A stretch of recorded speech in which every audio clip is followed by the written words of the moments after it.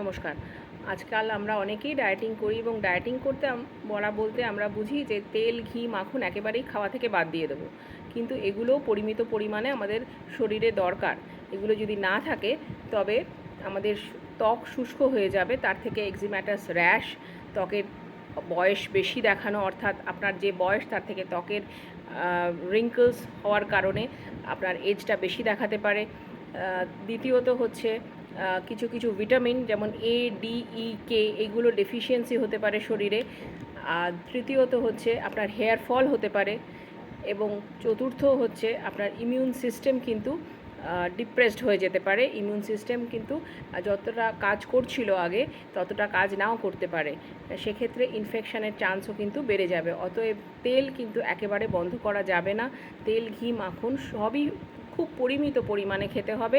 ডক্টরের সাথে পরামর্শ করে তবেই সেটা ইউজ করবেন, কিন্তু একেবারে বন্ধ করে দেবেন না। Thank you.